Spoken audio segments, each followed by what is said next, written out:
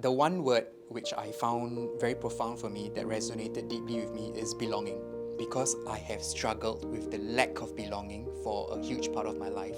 First and foremost, growing up as a minority in Singapore, an ethnic and a religious minority in Singapore, I felt really insecure. There weren't enough of people who looked like me, who behaved like me, to make me feel like I belong to this place. Then I left for overseas. I spent about 5.5 years in France and Spain to study. I didn't do as well as the locals there in my studies, and I just couldn't connect with the culture. The stories that were shared today contained this one common theme of not belonging.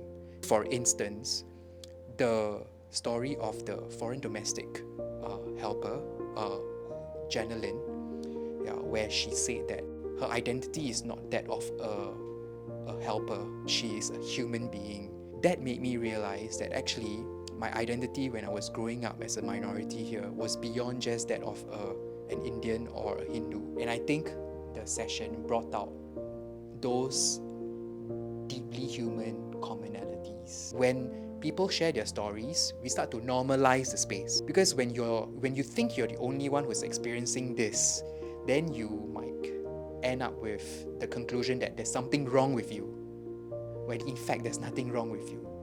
And so when I did my self-expression painting, my message to myself was, there are no bad parts. That journey of unearthing this belief system that actually I belong and I don't need to improve or correct myself more, that was my most important takeaway from today.